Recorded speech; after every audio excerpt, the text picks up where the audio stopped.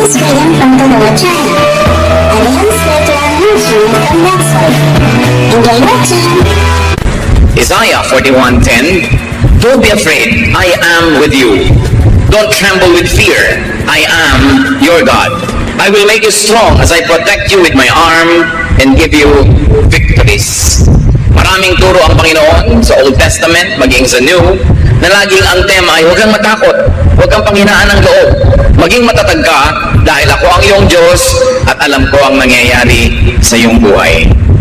Habang alam ng Diyos ang nangyayari sa ating buhay, dapat alam din natin na alam niya. Habang tayo ay mahal niya, dapat lagi nating maalalang mahal niya tayo. At habang siya naman ay handang tumulong, dapat huwag nating lilimutin nandyan siya. Hindi nawawala ang Diyos, pero kung minsan ang pinanghihina natin ay yung kawalan ng pagtitiwala o pagkalimot kung sino ang Diyos sa ating buhay. Jeremiah 17:7-8. But I will bless those who trust me. They will be like trees growing beside a stream, trees with roots that reach down to the water, and with leaves that are always green. They bear fruit every year and are never worried by a lack of rain. Importanteng maalala natin yun na ang Panginoon ang pinagmumula ng ating mga iniinom, kinakain, literally and symbolically. At sinabi ng Panginoon na gagantimpalaan niya ang sino mang nagtitiwala sa Kanya. Hindi ka pa man abutan ng gantimpala. Yung nagtitiwala ka pa lang, may premyo na yon kasi pumanatag na yung loob mo, tumibay na ang kalooban at nagkaroon na ng kalakasan. Isaiah 12:2. I trust you to save me, Lord God, and I won't be afraid. My power and my strength come from you, and you have saved me. Marami ng past tense na salvation ang Diyos. God has saved us in many ways. Why will He not save us again? Kaya importante na maalala natin yung katangian niya, yung pagmamahal niya, at yung kanyang laging pag-aaruga sa atin. Be strong, be optimistic. Dapat positive ang pananaw. Pwede mong diliman ang iyong paningin, pero pwede mo namang liwanagan. Pwede mong palungkotin ang sarili, pero pwede mo rin pasayahin. Pwede mong pahinain ang iyong loob, at pwede mo rin palakasin. Nasa sayo. A positive, believing worldview strengthens people. Kahit po sa mga pag-aaral sa mga ospital, yung mga pasyente na may religious belief, lalo yung may strong spiritual conviction, mas mabilis sila na mag-respond sa medication. Mas tinatabalan sila ng gamot at ng therapy, at ayon sa pag-aaral, mas mabilis silang gumaling. Napakahalaga na pati ngayon ang siyensya ng medisina ay nagpapatotoo na ang pananalig ng tao mayroong kinalaman sa kanyang kalakasan ng katawan. Na pag buo ang kanyang loob, pati ang katawan niya sumusunod. But negative worldviews weaken people. Yung taong laging negative, lagi ang iniisip ay yung masama, yung marumi, yung mahirap, humihina pati ang resistensya ng kanyang katawan, at mas dumadali na dapuan siya ng sakit. Psalm 121:1-2. I look to the hills. Where will I find help? It will come from the Lord, who created the heavens and the earth. Itong verse na to, pwedeng marami kahulugan yung hill. Hill could mean mountain, could mean problem. Hill could mean kumukulong sa'yo, nakapaligid ng mga burol na mahirap akyatin, mahirap lampasan. But from the same hills can come the help of the Lord. So the same trouble that comes to you could be the source of your salvation. The same difficulty could be the source of your strength. The same problem could carry it with its own solution. At tatandaan natin mga kapatid, lahat ng problema may solusyon. Bakit? Kasi pag walang solusyon, hindi yun problema. At pag hindi problema, di huwag problemahin, tanggapin, mahalaga positive ang iyong pananaw. Romans 8:28, we know that God is always at work for the good of everyone who loves Him. Pag ito dinibdib natin, na ang Panginoon ay laging gumagawa sa ikabubuti ng mga nagmamahal sa Kanya, kahit kuminsan sa biglang tingin, ay parang hindi maganda yung nangyayari sa buhay. O kahit tagalan mo pa yung tingin, titigan mo, suriin mo, parang mahirap talaga yung nangyayari. Pero kung ikaw yung umiibig sa Panginoon, may paghuhugutan ka ng lakas. Dahil sabi, pag umiibig ka sa Panginoon, lahat ng pinapayagan niya mangyari sa buhay mo ay sa ikabubuti mo. Hindi lang lagi, malinaw na ikabubuti mo yon. Pero kung may pananalig ka, malalampasan ang paningin mong physical, yung nakikita mong parang hindi maganda. At kahit wala kang pruweba sa iyong isip, sa pananalig mo, napapatunayan mong ikabubuti mo yon, doon pa lang, lalakas ka na, gagaling ka na, o malalampasan mo yung oras ng hirap. Follow people who model strength. Maraming mga tao sa paligid natin na pwedeng gawing huwaran. Ang gagawin yung huwaran sa buhay, yung mga matatatag ang loob. Yung buo ang loob, yung matatapang. Huwag yung mahihina. Pagka ang ating ginawang idolo sa buhay, huwaran, yung mahihina, walang ginawang pangharap sa problema kundi iyak, walang mangyayari sa'yo. Pero kung ang titingnan mo, yung mga strong characters, actually sila yung madalas panalo. In fact, sa mga soap opera, sa mga drama-drama kinawiwilihan ng marami, yung mga kontrabida nga ang laging enjoy sa buhay. Sila tong kitatatag ng loob, kititikas ng mga sikmura, pero sila ang nananalo, nakukuha nila yung pera, nakukuha nila yung boyfriend o girlfriend, nakukuha nila yung mana. Ang totoo niya, sa huling episode lang naman sila biglang masusunog o kakainin ng lupa o kaya ay kakagatin ng napakaraming langgam. Pero 55 weeks sa kanilang serye, siya ang panalo. Tapos ang lagi nating iniidolo, yung iyak ng iyak, yung laging talo, yung laging api, yung laging kawawa. Kaya ganun tuloy nangyayari sa buhay ng mga manonood. Dapat ibayan ang loob. At huwag kayong tumanggap ng advice, ng example na hindi nakakabuti kahit mukhang kawawa siya. Hindi mabuti sa tao yung kawawa. Hindi mabuti yung nagpapakawawa. Huwag kang mang-api, pero huwag ka rin pa-api. Psalm 1:1-2, God blesses those people who refuse evil advice and won't follow sinners or join in sneering at God. Instead, the law of the Lord makes them happy, and they think about it day and night.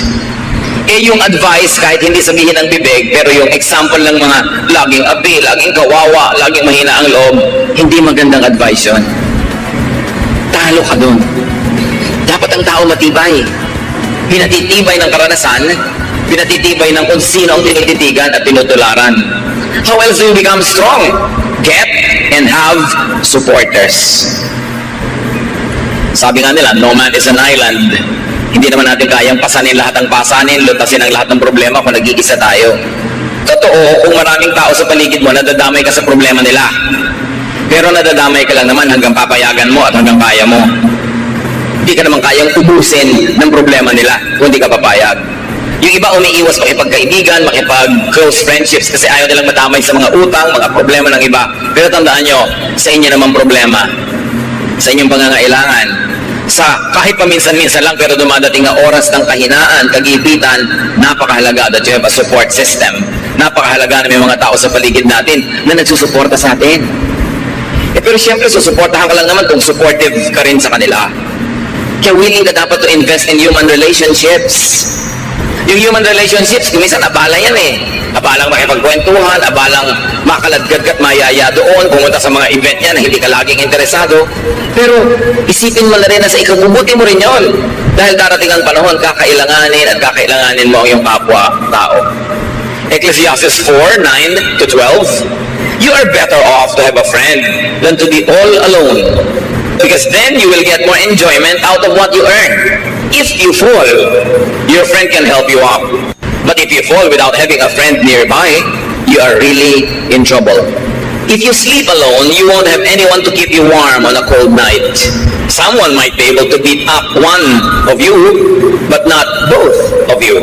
As the saying goes, a rope made from 3 strands of cord is hard to break. Malinaw naman ang mensahe nitong Ecclesiastes.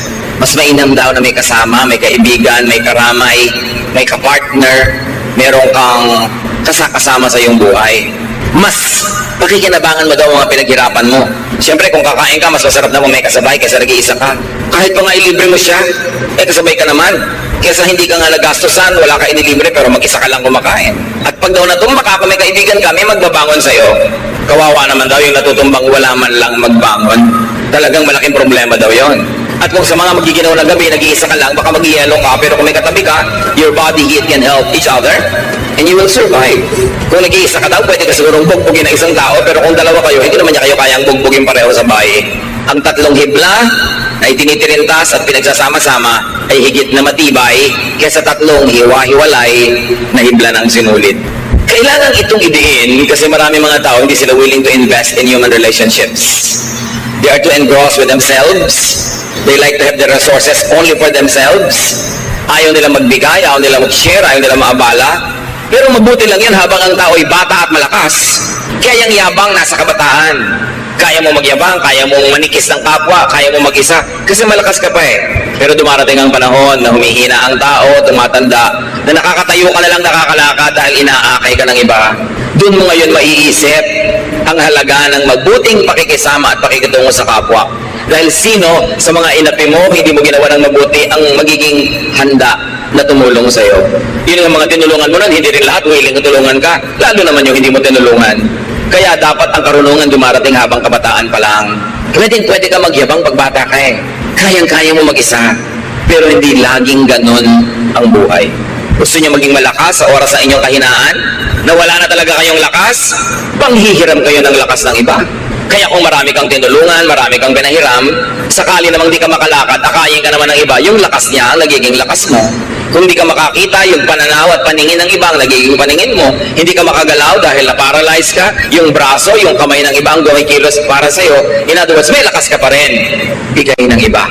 Kaya huwag tayo dapat magkukulang sa pagbibigay ng lakas, lalo sa panahon na malakas naman tayo. Hindi naman natin ikamamatay tumulong. At yung lakas na ginamit mo ngayon, hindi mo kayang i-save. Pag hindi mo na nagamit yun today, wala ka nang paggagamitan noon. Bukas may ibang lakas, ang ibang mga gawain. Dapat ang tao may kaibigan.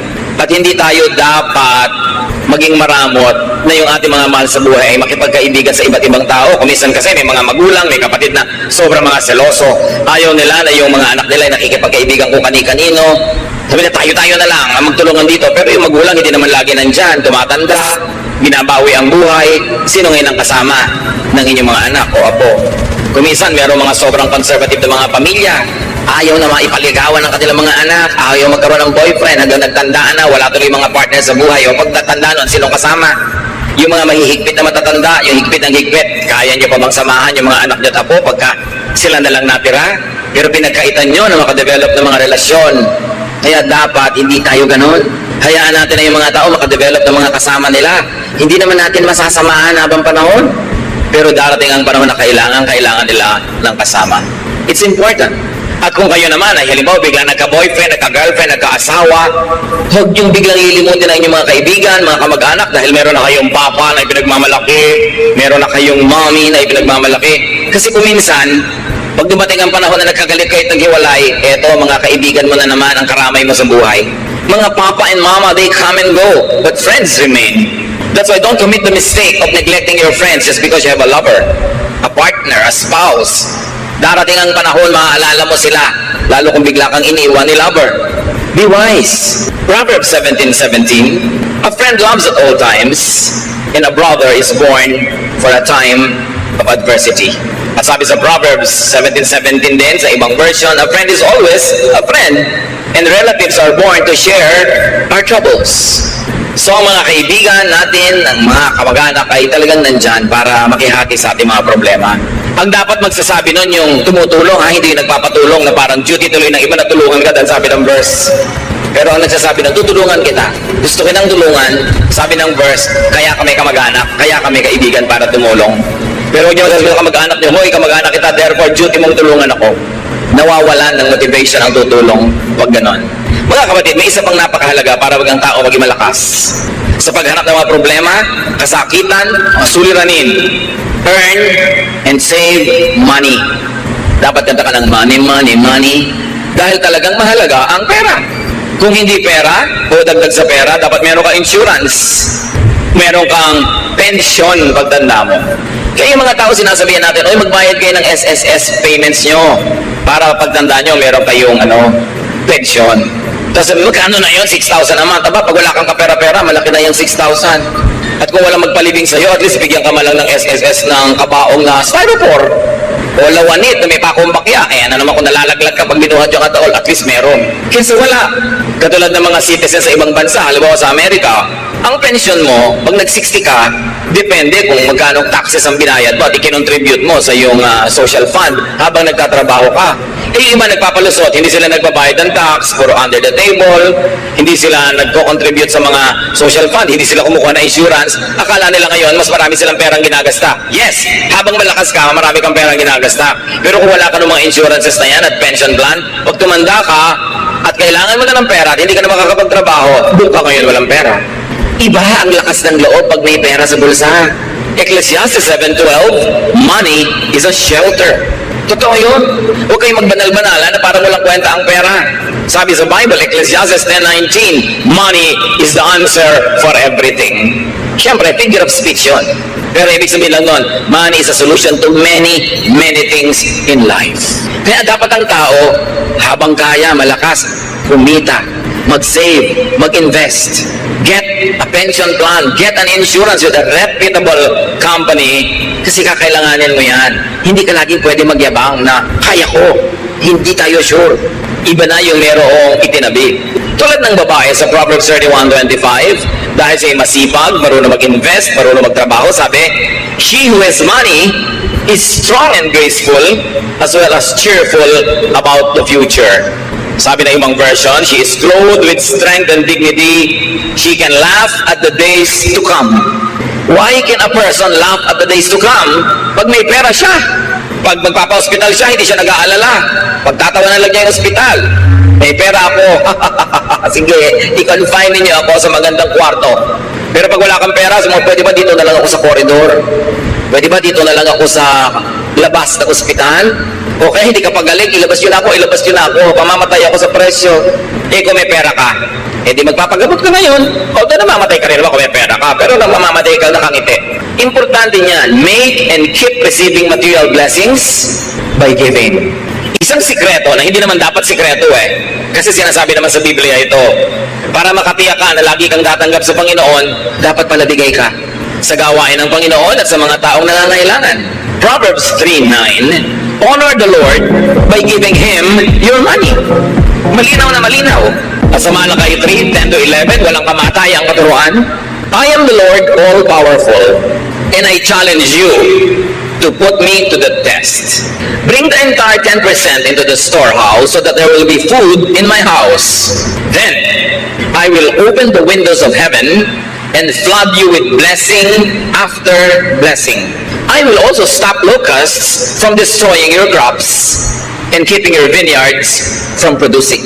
Ang Diyos nangahamon. Sabi niya, hinahamon ko kayo. Subukan niyo ako. Huwag kayong mandaya sa inyong mga tithes. Pag hindi ko binuksan ng mga bintana ng langit at pinabaha sa buhay niyo ang walang katapusang blessing.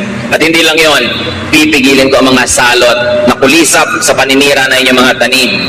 Ipoprotekta ko ang inyong negosyo, ang inyong mga hanap buhay, ang ganon. At makikita niyo kung gaano ka tapat ang Panginoon sa kanyang pangako. At sabi niya sa Deuteronomy 15:6, no one in Israel should ever be poor. So hindi balak ng Diyos sa kanyang mga anak na may mga mahirap.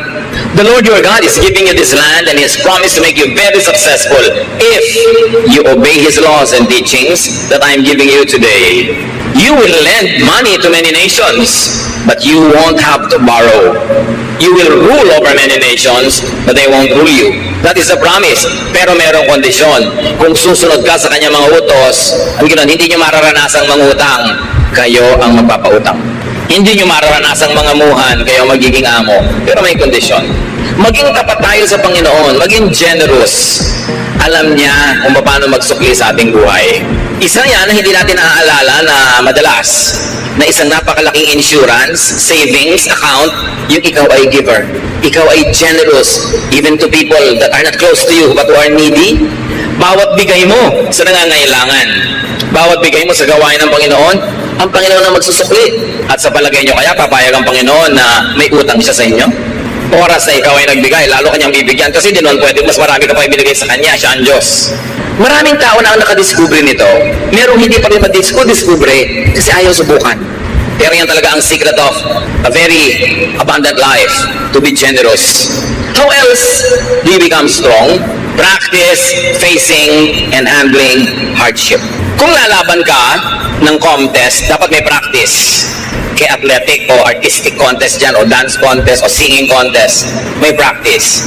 Kung lalaban ka sa mga hirap ng buhay, dapat din may practice. Kahit bata pa ang tao, lalo't bata pa nga, mas dapat turuan na humarap sa mga problema. Parents, let us not overprotect our children. May mga assignments sa school, hayaan nyo sila gumawa, huwag nyo igawa para lang tumaas ang grade. Hindi naman sila yung gumawa, dumali ang buhay nila. Sa palagay nyo, anong naituro nun sa kanila na karakter? Wala. Aasa sa inyo.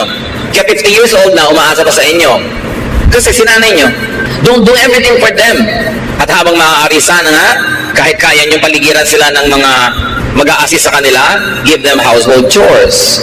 At kahit napakarami yung pera, hayaan nyo silang matuto magtipid. Huwag silang palanguyin sa pera kasi mahirap na masanay sa buhay na sobrang maginawa, madali, maluho, kasi hindi naman ganun ang totoong buhay. At hindi naman kayo laging nandyan para sila bigyan nun. At nandyan naman kayo, hindi naman tayo sure na lagi kayong may ibibigay. James 1:2-4, my friends, be glad even if you have a lot of trouble.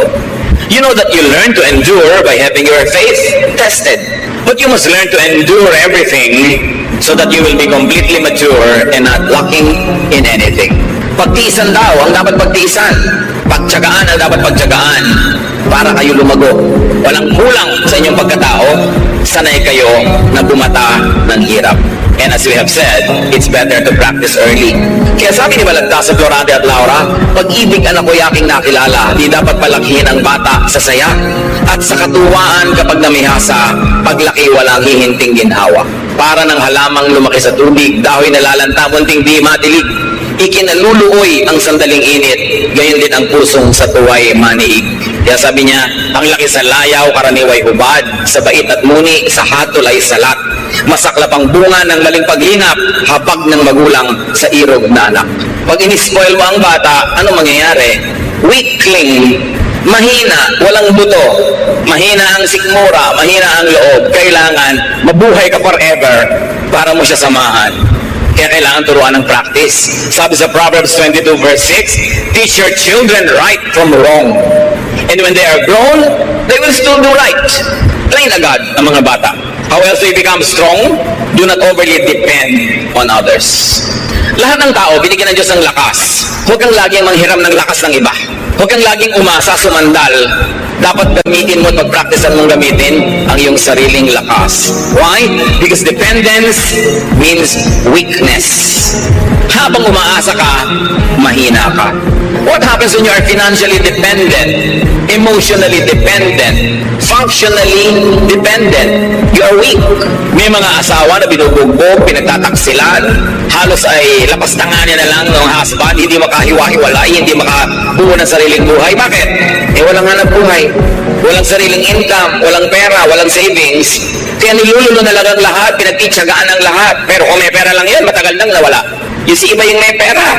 Kaya pag may mga magpapakasal, lalo mga babae na mukhang palikero pa, mapapangasawa, ang advice mo agad, iha, magtrabaho ka. Gusto po niya, full-time housewife lang ako. Full-time housewife, pagkatapos kahit anong ibato sa mukha mo, tatanggapin mo, dahil wala kang pera. Kailangan may pera ka. Okay, ako siya nagtatrabaho, nasa pangalan mo savings. Para meron ka maipagmalaki. Hindi kawawang-kawawa ka dahil isusumbat pa sa'yo. Kita ko lahat yan, pera ko lahat yan. Diba? Pagka ginawa sa'yo ng husband mo yan, singilin mo siya ng lahat ng serbisyo mo. Security guard ka ng bahay, plumber ka ng mga gripo ninyo, nurse ka ng mga anak, taga-sundo ng mga anak, cook ka ng mga pagkain, labandera ka, at whore ka pa sa kanya. Doon ka malaki sumingil. Diba? Lakihan mo singil. Para hindi akala niya siya lang ang may kita. Pag binayaran na ang housewife sa bahay, kulang pa yung sweldo ng husband eh. Kasi yabang-yabang ka, kape! Sino pumapalakpak dyan sa likod? Diba? Siguro binubusan nila ng kape yung humihingi. Marami namang husband sa bababait ha. Pero kumisan, pagka biglang nakumaling kung kanino, nawawala ang bait. Kaya dapat secure kayo, meron kayong sariling income, itaktak nyo sa utak nyo yan. Hindi naman ibig sabihin na may income kayo, ilalayo kayo, hihiwalay, pero mabuti na yung meron kayong choice. Hindi kayo overly dependent. 1 Thessalonians 4:11-12, live in a way that you won't have to depend on anyone. Ganon din naman yung mga magulang eh. Minsan sayang lang, medyo huli na sa iba, pero habang maaga pa, secure yourself. Huwag kayong umasa sa iaabot-abot lang ng mga anak nyo in the future. Dahil kung minsan, ang dalang ng abot, ang konti. Napa-hospital ka ng 7 araw, bibigyan ng pambili ng medical. O eto po, pandagdag. Ha, pandagdag! Ang liit naman yan para ipangdagdag. Pero paano kung umaasa na lang kayo dahil wala kayong isinubi? Be strong. Do not overlove or overneed anyone. Love mo, yes, but do not overly love. Kaya nga sabi na Lord, unahin mo siyang mahalin kahit hindi iba. Yung world, hindi laging masama. But anything that is really permanent. Sabi sa 1 John 2:15, do not love the world or anything that belongs to the world. If you love the world, you cannot love the Father. Yung nagmamahal, ilagay niya sa lugar. Pag sobra kayo nagmahal, talo kayo. Di lang kayo maalala, wala na kayo sa sarili. May mga tao nakatitig sa cellphone nila eh. Talaga nakatitig, abang na may dumating na text. Dumating ka na, dumating ka na, dumating ka na. Wala namang dumadating. Mga advertisement pa ng kondo ang darating. Eh paano sobrang nagmamahal? Magmahal kayo pero ilagay nyo sa lugar. Hindi dapat kawawain ang sarili. Do not be anybody's satellite. No one is as weak as a person who is madly in love. You weaken yourself. Nilululo ng katwiran, nilululo ng pinag-aralan, nilululo ng lahat-lahat. Bago lang matauhan, na-damage na siya. Kaya dapat may ititira ka sa sarili mo. Ano ka siyempre magmahal because God is love and we have to love. Pero huwag kang magpapakabaliw ng sobra-sobra. Lalo sa hindi naman nababaliw sa iyo. May magtatanong ko sa akin, meron po akong boyfriend pero ramdam ko hindi ako mahal. Eh, ba't ka nagtsatsaga? Bakit? Hindi ka pala mahal.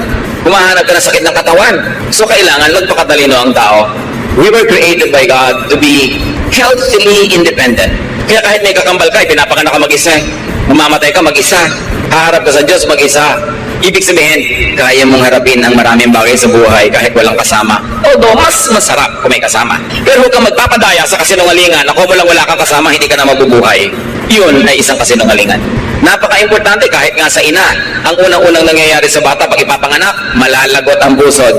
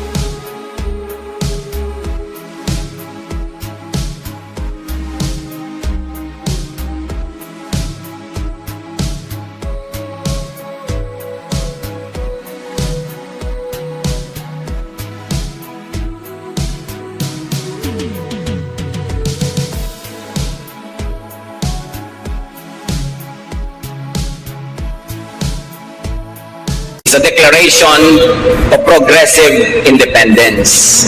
At dapat yun, suportahan ng magulang at ng lahat na maging independent yung bata habang tumatagal. Psalm 146, 3-4, you can't depend on anyone, not even a great leader. Once they die and are buried, that will be the end of all their plans. Sabi, hindi ka pwedeng umasa sa iba kahit magaling pang tao yan. Dahil pag namatay yan, paano ka? Maasa ka. Dependent ka. Mga kapatid, maraming paraan, pero isa na lang ang ating pag-usapan ngayon. Choose to be strong. Laging may choice. It's a choice.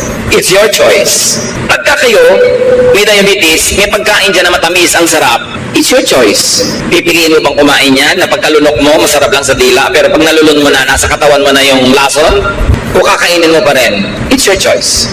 May pipiliin kang pagkain A, healthful. Pagkain B, hindi healthful. Alin ang pipiliin mo doon? It's your choice. Ganun din. May problema ka. Pwede kang maging manghina, himatayin, manlumo. Pwede ka pa magpakabatay. May gumagawa pa nun. Pero ba't naman yun ang pipiliin mo? It's your choice. Choose to be strong. Iniwan ka ng asawa mo. So, gusto mong mamatay dahil lungkot na lungkot ka na, daya ka, at saka dependent ka pa sa mo. No, I choose to be strong. I will not be a loser. Meron kang sakit, malalang sakit. Pwede ka maawa sa sarili, pwede ka magmukmok, but you can choose to be strong. I will choose to be strong. I will maximize whatever is left of my life. I will do whatever my health allows me to do. I'll choose to be strong. I'll choose to be victorious. I'll choose to be cheerful. Although I can choose to be sad. But why will I choose to be sad? Meron kayong namimiss, ang lungkot-lungkot nyo, magkahiwalay kayo. You can choose to be alone in a room and be sad, and you can choose to go out and amuse yourself, do something to forget it. It's your choice. Pinipili natin kung magiging mahina tayo o malakas. 2 Corinthians 4, 8-9. We often suffer, but we are never crushed. Even when we don't know what to do, we never give up. In times of trouble, God is with us. And when we are knocked down, we get up again.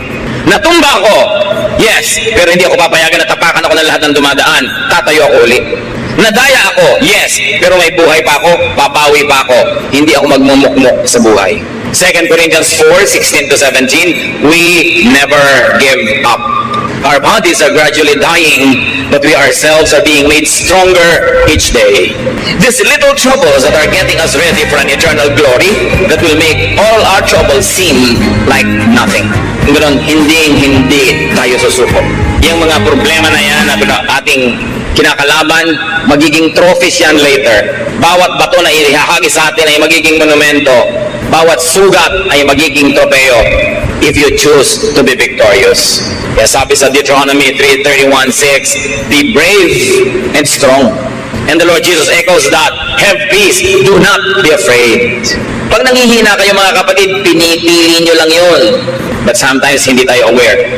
Hindi tayo aware, ipinapakain natin yung ating lakas sa mga negative forces. Joshua 1:9, I've commanded you to be strong and brave. Don't ever be afraid and discouraged. I am the Lord your God, and I will be there to help you wherever you go. God's people are strong and brave, not weak and afraid. Hindi ganon. Tama ng tao, lakasan ng loob. 1 Corinthians 16:13, keep alert, be firm in your faith, stay brave and strong. Wala kayong kaharap ngayon o haharaping problema na hindi na nakaharap ng mga tao noong unang panahon pa.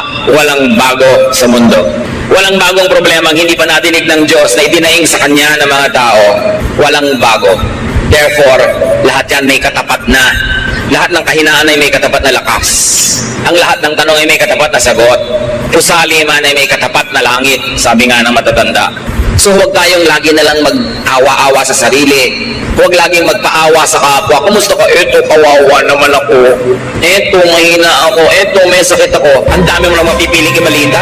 Kumusta ka? Pwede mo sabihin, wow, ang saya ko, nagising pa ako ngayong umaga. Pero pwede mo sabihin, ang taas-taas na ng BP ko. It's your choice. Anong gusto mong topic? Pero mga kapatid, pa ang laging gusto nyong topic ay yung kayo mahina, kayo kawawa, kayo walang pera, mapapansin nyo, pakonti ng pakonti ang gusto makipag-usap sa inyo. Sino naman ang gusto makipag-usap sa laging daing ng daing? Yung kausap nyo, marami ring dapat idaing, pero hindi lang niya idinadaing. May problema siyang dala-dala, tapos itatambak niya sa kanya yung problema nyo. Dinadoble yung dala niya para lang gumaan ng pakiramdam nyo. Sa palagay nyo, tatagal lang kayong kausapin ng kapwa. Choose to be cheerful. Hindi laging dumadaing.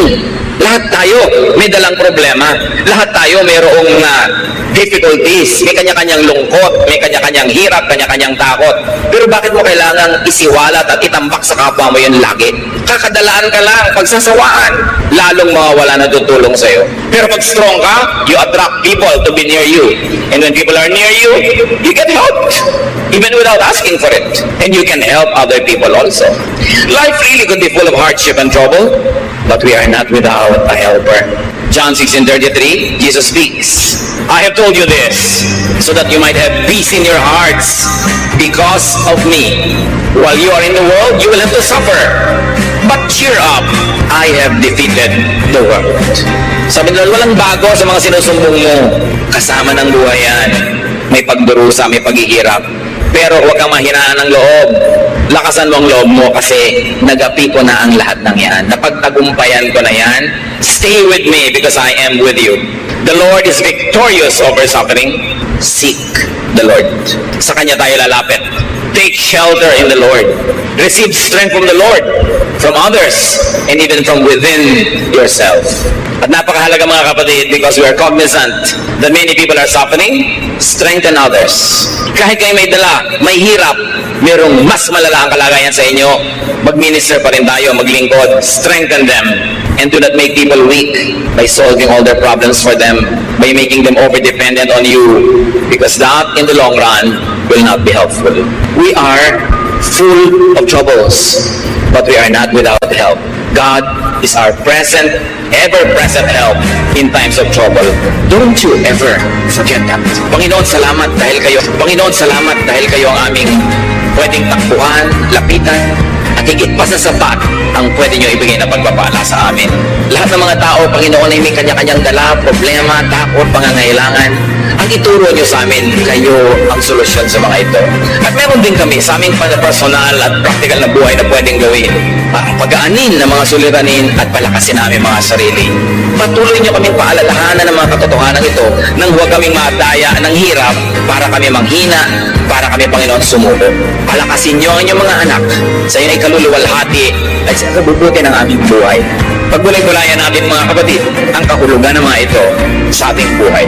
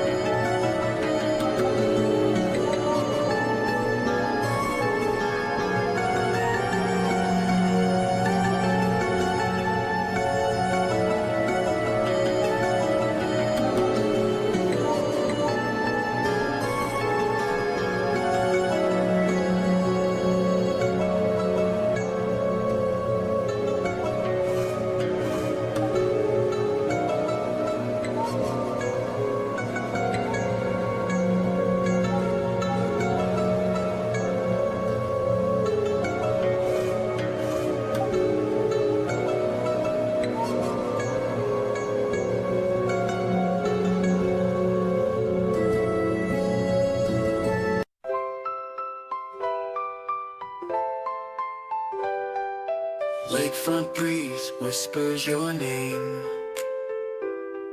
City lights dancing in neon flame. Heartbeats quick in a sweet refrain. Your laugh cuts through the summer rain. Electric dreams in your eyes so bright. Bassist grooves with all his might. Holding hands beneath the Willis Towers light. This windy city feels just right. The Navy Pier Ferris wheel spins above. As the music takes control, whispers of love. Oh darling, this magic won't fade. Beneath the stars, a love parade. With you by my side, unafraid. Magic's real, forever will stay.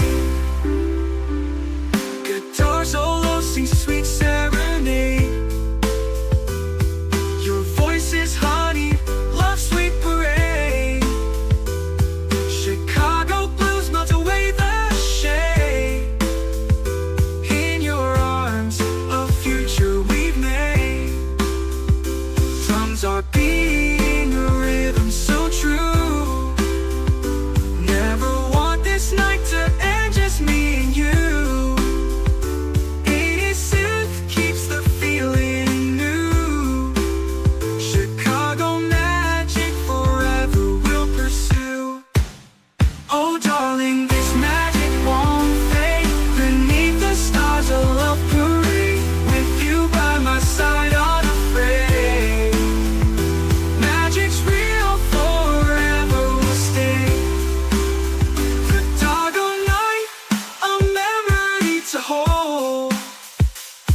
A love story